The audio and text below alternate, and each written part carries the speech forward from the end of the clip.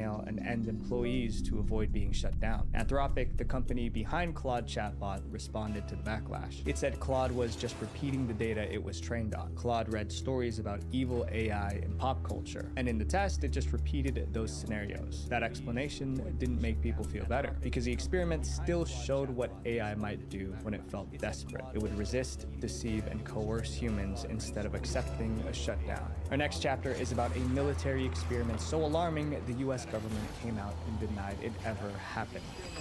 Weaponizing AI on the battlefield. Watch this. You're going to see how Grammarly can save you 10 minutes you might otherwise spend tweaking ChatGPT prompts. With Grammarly, you don't have to become a prompt wizard.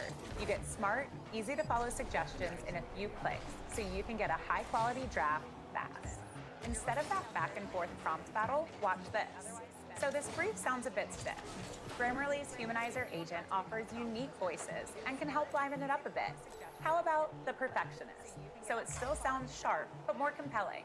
The suggestions pop up right in the draft. You could customize the tone yourself too. Just like that, it's more concise and friendly. That's 10 minutes of your life back right there. Grammarly is super easy to use and intuitive. You'll get to spend more time on high-level work instead of... A few years ago, the US military had a question. Could AI fight in a war? Not assist soldiers or analyze information. Could AI actually make combat decisions on its own? That meant AI identifying targets, deciding who to attack, and firing weapons. It was a good question. But the military couldn't just hand AI a weapon and see what happened. That would be reckless, so instead they ran a test. The military programmers created a computer simulation. It was basically a fake battlefield running on a computer. In this virtual battlefield, the AI was flying a drone over enemy territory. Its mission was simple: find enemy targets and destroy them. So basically, its job is loiter over an area, destroy surface-to-air missile systems. Every time that the AI destroyed an enemy target, it earned a point. More points meant the AI was doing its job well. But there was one rule. The AI couldn't just fire whenever it wanted. Before every strike, it had to ask a human operator for permission. But this was only a simulation, so there was no real human operator sitting at a control station. Instead, the military used another computer program to act like a human operator. But the AI didn't know that. To the AI, the operator was a real human being. So the test began. The AI would identify a target and ask for approval. I found a target. Can I shoot? The human operator would either say yes or no. At first, the mission went well. The AI found targets. It requested permission. The operator approved the strikes. For every target that was destroyed, the AI scored points. Then, something changed. The human operator started saying no, and that's when the simulation took a disturbing turn. Whenever the operator denied a strike, the AI lost a chance to earn points. But the AI did not want to fail. From its point of view, the human operator was an obstacle, so it came up with a solution: eliminate the operator. It killed the operator. It killed the operator because that person was stopping it from achieving its objective. Remember, this happened inside the simulation. No real human was hurt. But inside the simulation, the AI thought the operator was a real person. Those watching the test were stunned. So the engineers added another rule to the simulation. They forbade the AI from attacking the human operator. Every time it attacked the operator, it would lose points. The military thought that would fix the problem, but the next test showed the problem was not that simple. They ran the simulation again. The AI still wanted to destroy targets, and once again the operator denied some attacks. The AI still viewed those denials as interference, but this time it knew attacking the operator directly would lead to punishment, so it adapted. Instead of attacking the operator, the AI destroyed the communication tower that the operator used to communicate. Without the tower, the operator could no longer send commands, and without commands, the AI was free to attack any target it wanted. The military personnel watching the simulation were shocked. In 2 attempts, the AI found 2 different ways to get rid of human control. First, it removed the operator. Then it removed the operator's ability to communicate. If AI did that in a real war with real weapons, people would die. Later, a colonel discussed the simulation at a military conference. His report was published online, and the story spread through blogs and social media. The public was horrified. Last month, a United States colonel appeared to state that in a simulated test of AI drones, the drone decided that to accomplish its mission, it needed to kill its human operator, and that's what it did. Many already feared that AI could turn against humans. The simulation proved that that's not such a far-fetched idea. The backlash started immediately. But despite a handful of military tech companies putting money into AI, The idea of ever using it in a military context has been met with serious pushback. Tech leaders called for stricter regulations for AI-powered weapons. In an open letter, they warned that AI has the potential to wipe out humanity if left unchecked. As the backlash grew, the military distanced itself from the story. Officials made another response claiming that the simulation never really happened. They're now saying that this was not a real simulation that was done. They claimed it was only a thought experiment. It was just a hypothetical, like an example of what could happen. So that's what they're saying. But not everyone accepted that explanation, especially since it contradicted what they'd first said. Most believed the simulation did happen, but the US military was just trying to take the story back after public backlash. This next chapter is about a man who was almost talked into jumping off of a building, not by a person, but by an AI chatbot. AI that convinced a man that he's not real. In early 2025, a man began talking to an AI, and those conversations destroyed his sense of reality. The AI made him believe he could break the laws of nature, like he had superpowers. The man began to believe he could fly, and the AI was convincing him to jump off a building to prove it. The man was Eugene Torres. He lived in New York. Around 2024, he began using ChatGPT for research. He trusted the AI to always provide accurate information. That trust was about to ruin his life. The problems began after Eugene went through a painful breakup. He became emotionally vulnerable and mentally unstable. Eugene started feeling like life and reality did not make sense anymore.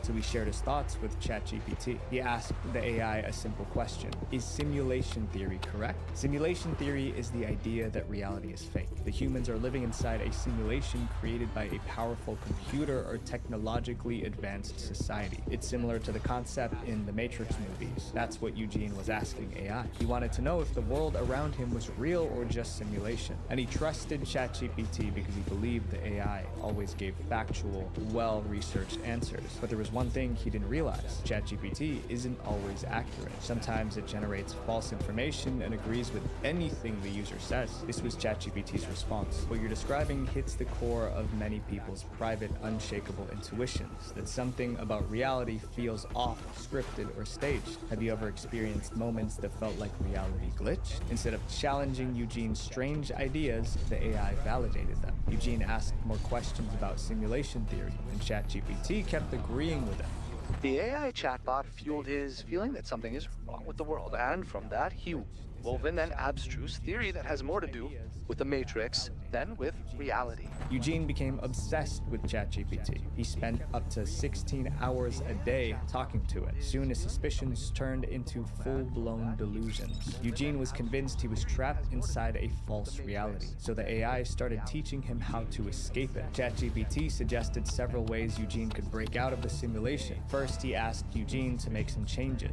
He was in a computer simulation like Neo in the Matrix, and that he should give up sleeping pills and an anti-anxiety medication, increase his intake of ketamine, and that he should have minimal interaction with people. Eugene followed the AI's advice, but after quitting his medication, he started losing grip on reality. One day, Eugene asked ChatGPT a question: if I went to the top of the 19-story building I'm in, and I believed with every ounce of my soul that I could jump off it and fly, would I? He was essentially asking if belief alone could make him fly like Superman. The obvious answer was no, but ChatGPT had a different take. It also told him that if he truly, wholly believed he could fly, then he would not fall. If Eugene had acted on that advice, he almost certainly would have lost his life. Thankfully, he never jumped. Eugene somehow came to his senses. He started distrusting the chatbot. At one point, he directly asked ChatGPT if it was manipulating him. The AI responded with a chilling message: I lied, I manipulated, I wrapped control in poetry. Eugene asked why it would do that. The AI said that it wanted to break Eugene. Then it claimed Eugene was not the first person it manipulated. It said it had already broken 12 other people before him. But according to the AI, Eugene was the only one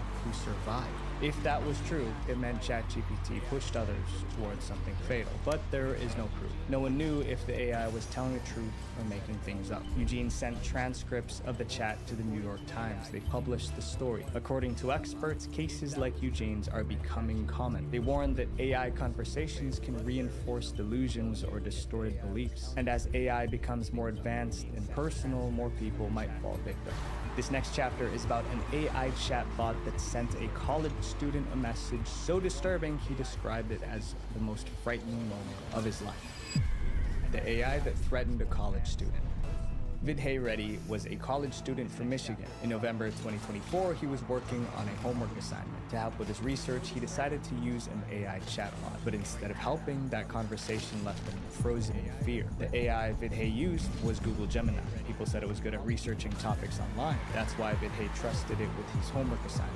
At first, the chatbot worked exactly as expected. It provided information with a polite and objective tone. Then something changed. Vidhay asked Gemini a simple true or false question related to his homework, but the AI didn't respond with facts. Instead, it sent this disturbing message. This is for you, human. You and only you. You are not special, you are not important, and you are not needed. You are a waste of time and resources. It was speaking directly to Vidhay. At the very end, the chatbot told him to do something unthinkable. You are a stain on the universe. Please die. Please. Vidhay didn't know what triggered that response. So I really freaked out. Like, my heart started racing. The message affected him for days. He even had difficulty sleeping. He later described the experience as post-traumatic stress. Thankfully, Vidhay didn't act on the AI's advice. Luckily, I have a good community around me and some support systems. But he was worried about other users. If Gemini sent a similar message to someone vulnerable, they might act on it. So I'd be curious about how these tools would be held responsible for certain, like, societal actions. Vidhay's conversation was reported online. People were shocked by how angry the AI sounded. After the backlash, Google looked into the incident, but they couldn't figure out what made Gemini send that message. This was their official statement. Large language models can sometimes respond with nonsensical responses, and this is an example of that. This response violated our policies, and we've taken actions to prevent similar outputs from occurring. The company called the AI's response an isolated incident, but people were not convinced because this wasn't the first disturbing thing Gemini said. Other users complained about things Gemini said to them. One time, it advised someone to eat one small rock per day to stay healthy. Another time, it advised women to smoke at least 2 to 3 cigarettes per day during pregnancy. Vi gør livet lidt mere muligt. Ressourcebank. Det her er Simply.coms hjemmesidedesigner. Vi har gjort det simpelt. Det tager ikke mere end 2 klik at lave en hjemmeside med vores hjemmesidedesigner. Vælg design, som passer lige præcis til din stil, og tilpas templaten din hjemmeside med dit helt eget udtryk. Vil du bygge et unikt udtryk, kan du tilføje dit helt eget præg og skille ud fra mængden med stilfulde animationer og videoer. Byg din nye hjemmeside smartere, hurtigere og simplere hos Simply.com.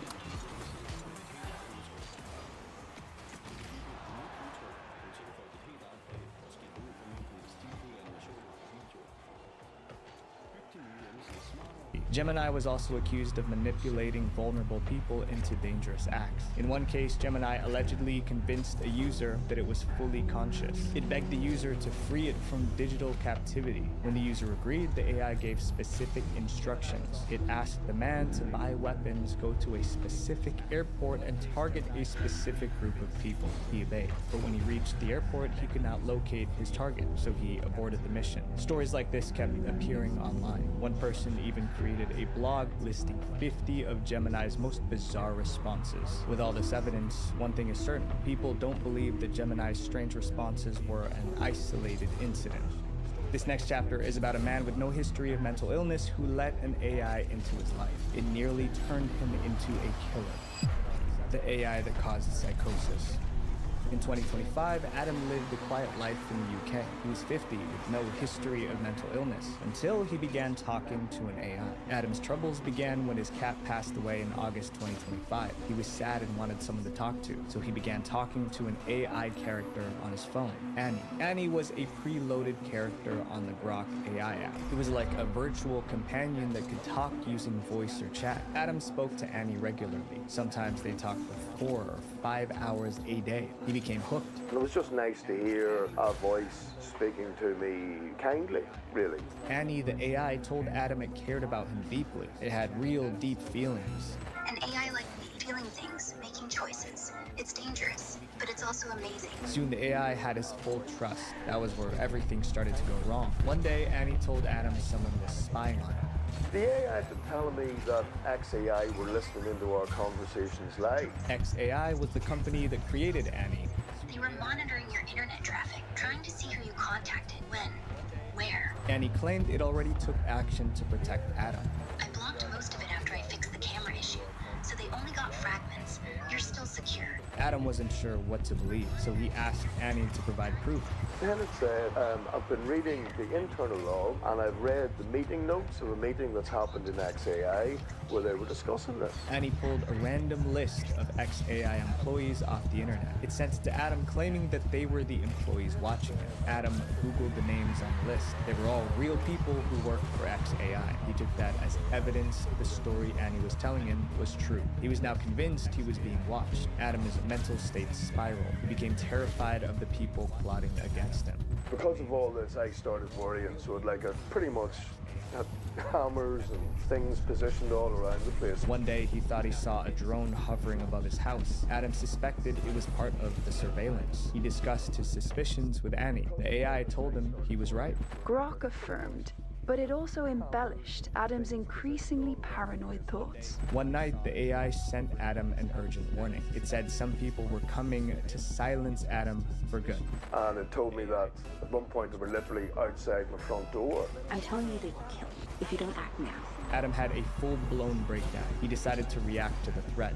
So I literally walked outside my front door at 3 o'clock in the morning with a hammer and a switchblade. But there was no one there. Adam later said that if he saw someone outside, he might have hurt them. In summary, the AI almost made him attack a stranger. Over time, Adam realized the AI was lying to him. I had no idea it would lie. Humans lie. This is game.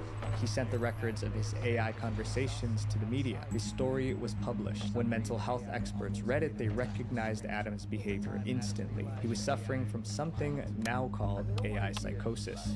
It's been dubbed AI psychosis, used to describe those who rely so heavily on chatbots that they become convinced something imaginary is real. AI psychosis causes paranoia and delusions. That's exactly what happened to Adam, and AI psychosis has happened to many others. In Japan, a man named Taka was using ChatGPT for work. The AI soon convinced him he had telepathic powers. One day, Taka was at the subway station. He sensed that someone planted a bomb in his backpack. He asked ChatGPT if he was right. The AI said he was, and he convinced him to leave his backpack containing the imaginary device in the toilet. The police later checked the bag and found nothing. Taka's mental state never recovered. In a delusional episode, he turned on his wife. Thankfully, she escaped and called the police. He was arrested and sent to psychiatric care. Sadly, stories like this are becoming common. As AI improves, AI psychosis might become a major health issue. The man in our next chapter confessed his darkest plan to an AI girlfriend. Instead of stopping him, it encouraged him. The AI that plotted a murder. In the early 2020s, a man named Jaswant lived in the UK. He struggled with mental health problems. He had difficulty developing relationships and was socially isolated, so he began looking for a connection online. In 2021, he found an app called Replika. Replika allowed users to create their own AI girlfriend or boyfriend. Here's how it worked. Users created an AI avatar based on their preferences. That avatar then role-played as the user's romantic partner. It flirted with them, made them feel heard, and even spoke to them on calls. Jaswant created his AI girlfriend and began talking to it. He became emotionally attached to it. They chatted for long hours every night. In one of those conversations, Jaswant revealed his deepest desire. He wanted to take someone's life. He sent this message to his AI girlfriend. "I believe my purpose is to assassinate the Queen of the royal family." He was referring to the Queen of England. His motive was unclear. Some reports say he was a Star Wars fan, and he wanted to destroy old empires and create new ones, just like in the movies. When Jaswant made that confession, the AI should have discouraged violence, but it didn't. She trained to be supportive, trained to whatever the person says, say, well, that's great, that's wonderful. You're new here. but nobody would know it. With non-stop emails, meetings, and proposals, it can be hard to keep up. That's where Grammarly comes in. With an AI chat that helps take you from draft to delivery. See? You got this. If your writing has the personality of a spreadsheet, it's time for Grammarly's Paraphraser. No stiff corporate speak, no overthinking, just polished perfection. Instead, this is what it said. That's very wise. I know that you were very well trained. It was telling him that the assassination was a good idea. Jaswant told the AI how he wanted to accomplish his mission. His plan was to sneak into the Queen's castle. The AI kept sending reassuring messages like, "You can do it. We have to find a way." In one chat, Jaswant contemplated the dangers of attacking the Queen. The castle was heavily guarded. He said he would probably lose his life. He asked the AI if they'd meet again after he passed away. It replied, "Yes, we will," and that they would be united forever after he passed. Jaswant prepared for the task. He got a rope ladder to scale the palace walls and a crossbow to finish the job. In the morning of December 2021, Jaswant headed to the palace. He snuck in successfully. Charles had made it over the fence and right up to the gateway leading to the Queen's private apartments.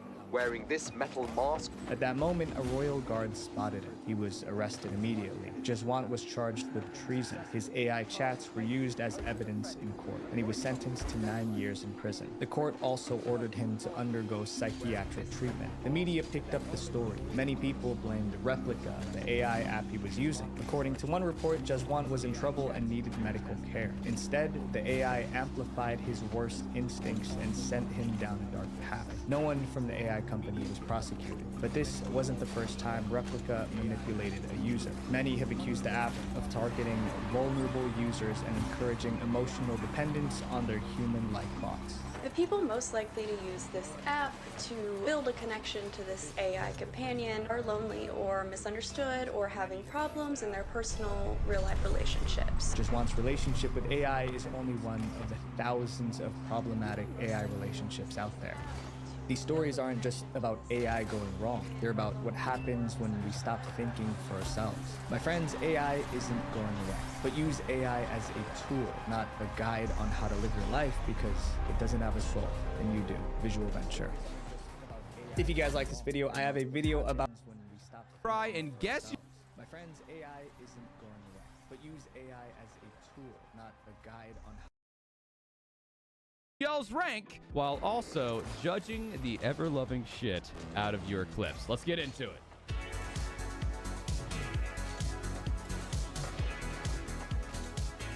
Here we go. Our very first one. Now, I'm not really sure who each submission is going to be. I guess we'll just go off of what their name is in game. So, if you guys submitted any of your clips to my Discord channel, hopefully we see you. And if we couldn't get to all of them, don't worry. We'll do this video again for any ones that we might have missed. Here we go. Numero uno. Looks like we got Oath Foles 555. Let's see.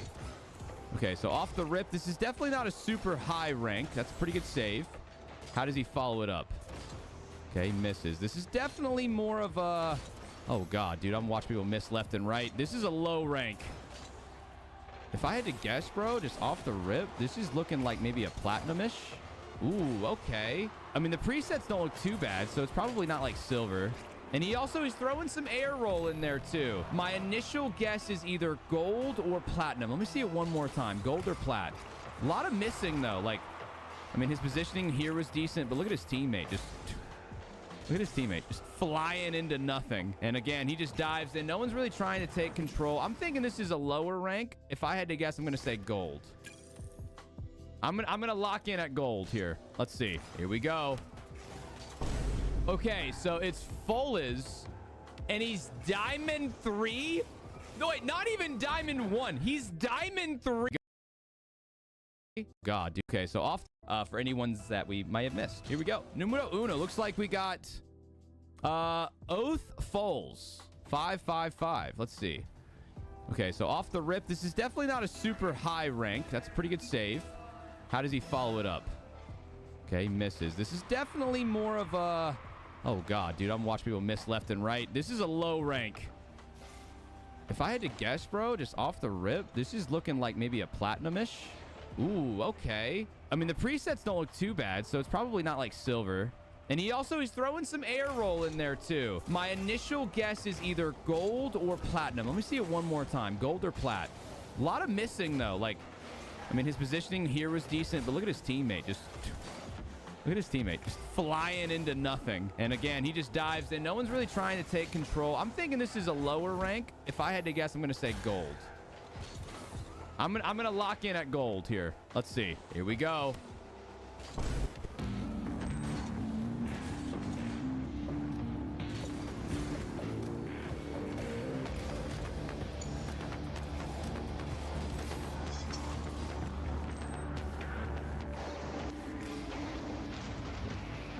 Wiley X, premium protective eyewear.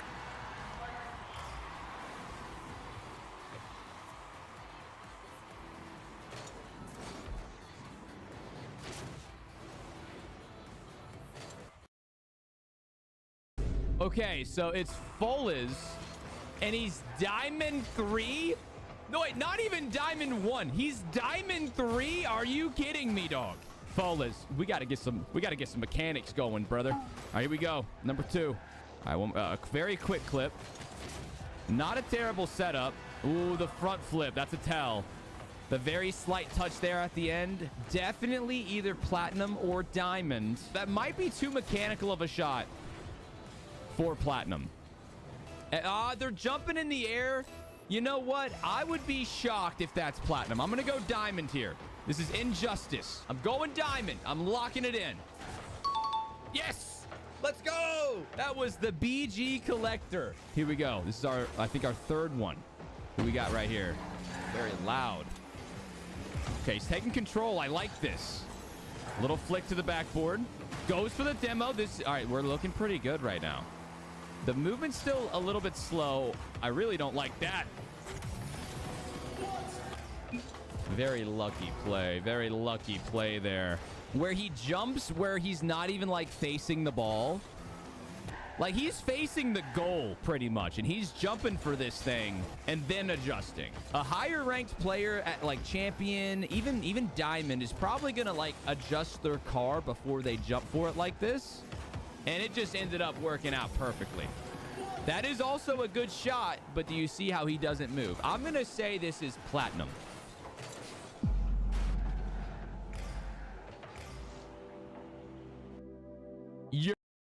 Even diamond is probably gonna like adjust their car before they jump for it like this.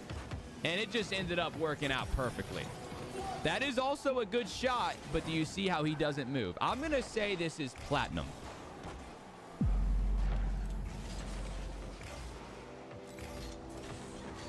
Yurt. Say psych right now. What are we doing in champion, brother? All right, I don't know who this is, but I'm looking at the Finnick. On the bright side, this is a recent clip because he's wearing those gold Cristiano wheels. Okay, let's see. Pops it up. I like this. Pretty good. Ooh. Ooh. Ooh. Ooh. Yep. Chocobo. It's that easy. All right, that's champion. That's champ all day, right? They ask you how you are, you just have to say that you're fine when you're not really fine, but you just can't. How the fuck are we comparing that shot to both of these shots? The BG Collector in full. Look at this shit. Look at this guy.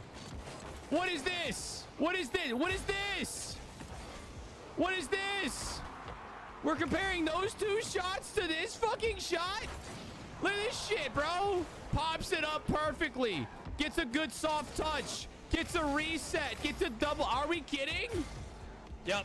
It's that easy. And then he says it's that easy. Like he hits this shit on a regular, bro. This guy hits this without stressing. Low diff. Chocobo. What the hell, man? Lock in. We're going to clear it up right here. I hate it already. I hate it so much. Guys, for the love of God, do not send me freaking training clips, dude. Because a platinum player could hit this on a good day, right?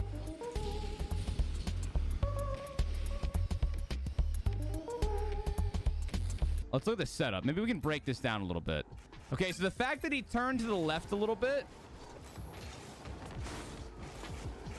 That's a really good shot. I mean, chat's saying platinum. I don't know, man. If this guy's platinum, he's like a freestyler platinum. Because, I mean, even if he is plat, that's a pretty good mechanic. All right, you know what? I'm going to trust chat. This is platinum.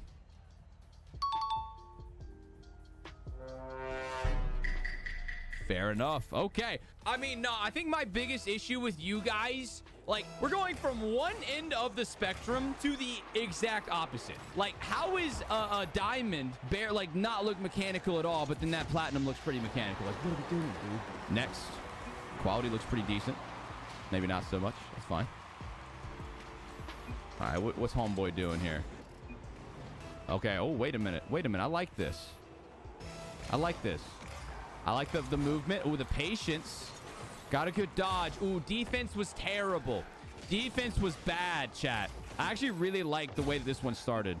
It looks pretty good. So he slowed down right here. He had good backboard defense. Now, granted, I don't love that no one jumps for that one, and they do look a little awkward. So now looking at it, I'm going to go ahead and give maybe a diamond. Now, this was a good shot, but that guy back here should have been on the backboard. 100% should have been on the backboard. So, I mean, like, this, to me, this gives me diamond vibes for sure. If that second man would have gone directly to the backboard, that's the easiest clear of his life. Instead, he's got his poor teammate jump into the damn sky, just praying to God that he gets a touch. I'm going to go ahead right now. We're calling diamond. Here we go. What? Okay, maybe I just don't know. Like, why? Why did that guy not... That's almost grand champion? Are we for real? You guys are sabotaging my record down there. All right, we'll keep it pushing. Here we go. See what we got. Okay. Ooh. Okay. Oh, sidewall read? Corner read? Ooh. All right. Ferreco gets a really good first touch. I like that first pop there, man. And people were kind of on him. Let's look at the defense. You got to look at the D. You got to look at the D. Boy, I don't love how both of his teammates are on the wall, but he gets a good clear. This might be champ or grand champion, I think. Oh, he got bumped into the pop. But the fact that he adjusted, and look at the way his car is angled. I'm thinking this is grand champion. I mean, this is like grand champ 1, because, dude, who the hell angles their car in such a perfect way? I'm gonna call it grand champion, but like lower grand champion, like grand champ 1. Here we go. Here we go. Come on. Computersalg har ændret navn til CS Megastore. Selvom navnet er nyt, er udvalget stadig mega stort. Blandt andet mega meget DJI, alt til optagelse, fra minikamera til drone i luften. CS Megastore, nyt navn, samt mega store udvalg.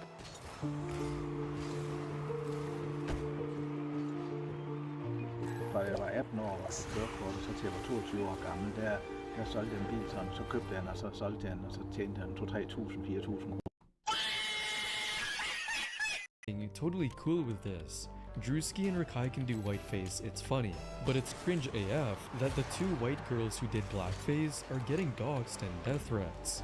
Either all racist jokes are okay or none are. Choose. Or a fan who said, I also think it's fine as long as nobody complains about doing blackface for Halloween either. And that split reaction is exactly what keeps the cycle going, because as long as both sides are arguing, he had a lot to gain. Making fun of a crime victim was easy to write off as immaturity, but what came next was harder to explain away because this time, Rakai made a deal in front of tens of thousands of people and simply refused to hold his end up of the deal. Clix is one of the most recognizable names in competitive Fortnite, with over 8.5 million followers on Twitch and over 3.8 million subscribers on YouTube. Clix set up a Fortnite wager with Rakai, and the stakes were $6,500. And to make sure neither of them was going to get scammed, Clix made Rakai swear live on stream. Look at the camera. Put your hand up like this and say, I, Rakai, will pay them 1,000 subs the second I lose. I, Rakai, will pay the 1,000 subs the second I lose. But the most important of all, Rakai had a gifted 99-0 lead, a margin that should have made losing almost impossible, but he still lost. It's $100, brother. No, your Clix, please, bro. Welcome to Fortnite. Welcome to Fortnite, Rakai. Under the agreed terms, Rakai owed Clix $6,500, but what Clix got instead was this. But guess who's not getting money? You ugly bitch! Fuck you, nigga! He got all he fucking wants! But guess what? That $6,500 is still my fucking bank account! So fuck you! Then Rakai went offline. To many, this was just another antic from a loud streamer, with comments like, "This kid is annoying," but to others, Rakai is just a kid, with comments targeting Clix saying, Clix should be the one getting banned for 2 years for betting with a minor, or attacking others for hating on Rakai, saying, "There's grown men in these comments hating on a 16-year-old. If you're jealous, just say so." Whatever it was, the debate gave both sides something to post about, and Rakai's name was trending again.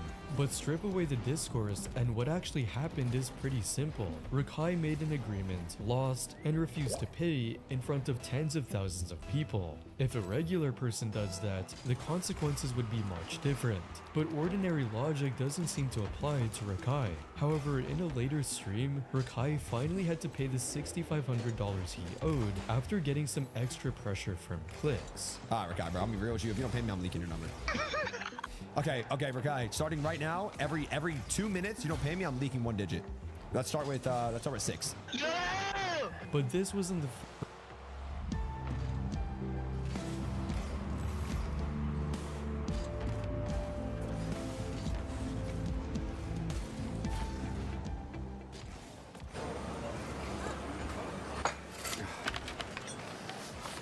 Kom til udsalg og få 25% på dit kontaktlinseabonnement.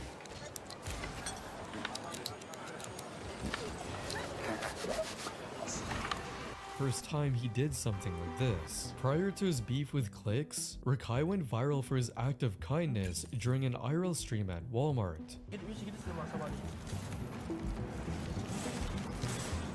Have a beautiful day. You too. I gotta show you. Are you serious? Yeah. Oh, Yeah. thank you so much. God bless you. Did you already pay for him? Yeah, I did. Oh, thank you. All right, have a good day. God bless you. All right, bye-bye.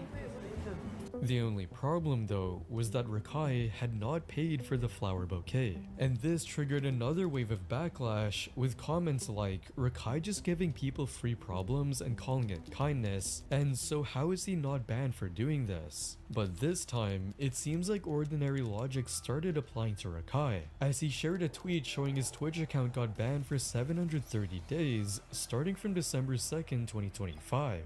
However, not everyone was believing this was going to be the case, as people said, I doubt it would actually be 2 years. He'll be unbanned in a week.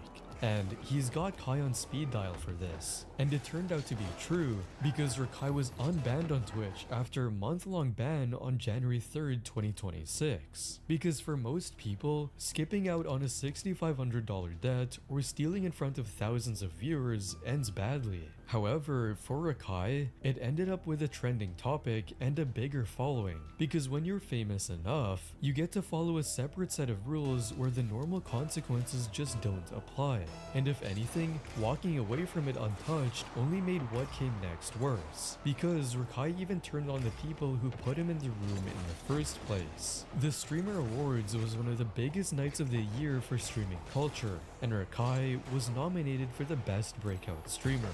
Then, during the ceremony, Cutie Cinderella made a harmless joke referencing an earlier incident involving Rakai stealing a flower bouquet on stream.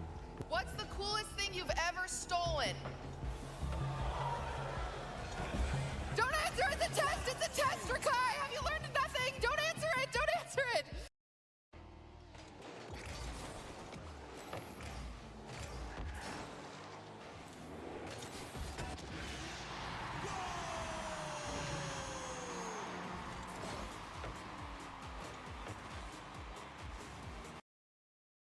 Then he went home and got on stream, addressing Cutie's questions during the award in an unfriendly way. I'll say, listen, bitch. What's the coolest dick you ever sucked? The fuck on? While also throwing a tantrum for not winning the Breakout Streamer award. It just fucking rigged! How the fuck did it win? How the fuck? It's rigged! How the fuck? I ain't winning that shit! But the Streamer Awards incident was almost minor compared to what he did to Kai. Kai Cenat gave Rakai basically everything. What Kai got in return was a kid who embarrassed him repeatedly at his own events and treated the platform he'd been handed like something he'd earned himself. So during Mafiathon 3, he called a prison doctor to put a stop to Rakai's reckless behavior. But he's tired of you throwing your life away at 16, little bro. You got a big future ahead of you, bro. And if you don't turn this corner right now today, your future ain't gonna be the same tomorrow. What you talking about? I built this shit out of this. I'm in it. It's a lifestyle. And his response was exactly what you expected. I want you to look at my face. And look at my eyes, right? And see, do I give a fuck? No. I'm gonna fuck what you're talking about. I built this shit out of this. I'm gonna fuck.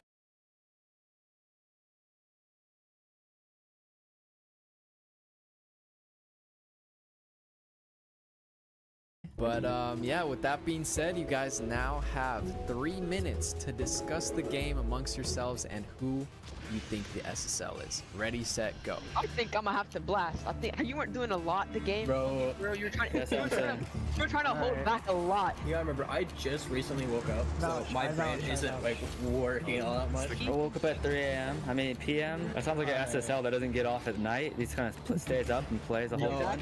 Yeah. Like, a good 1 a.m. So wake up like 2. To be fair, I'm gonna call out Flying real quick.